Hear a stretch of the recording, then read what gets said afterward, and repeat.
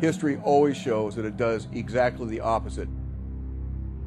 Conquest and empire is as old as civilization. Babylon, Egypt, and Greece.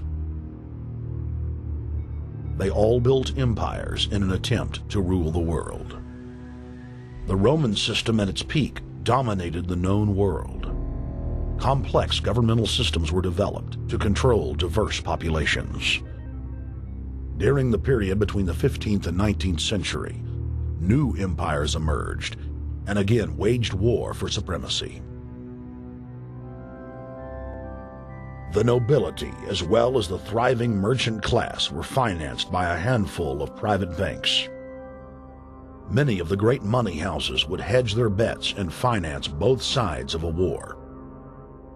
Sophisticated intelligence-gathering networks gave the financiers a clear edge over the governments they were slowly gaining control of.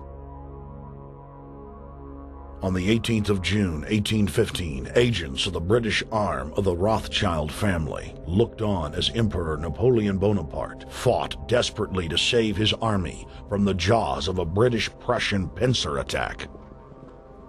A Rothschild agent was able to get the news of Napoleon's defeat at the hands of Lord Wellington to Nathan Rothschild a full 20 hours before the news reached London. Nathan, the head of the British arm of the Rothschild family, put out the rumor to the London Stock Exchange that Napoleon had won the war.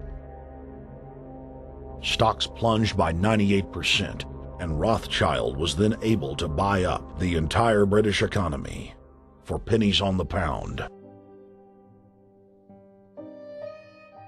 When the news of Napoleon's defeat finally arrived, stocks soared.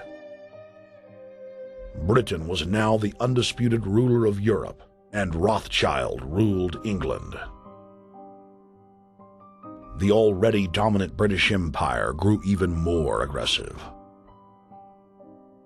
Her troops and bureaucracy spread across the globe.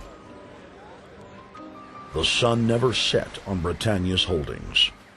The banking cartel funded, in fact, since about 1800, they have funded both sides of almost every war.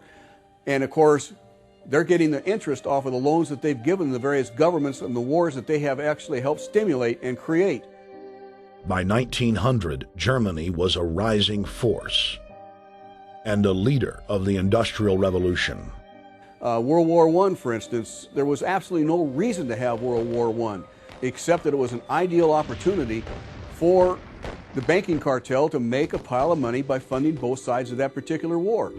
On June 28, 1914, the heir to the Austrian-Hungarian throne, Archduke Franz Ferdinand, was assassinated while traveling in a motorcade.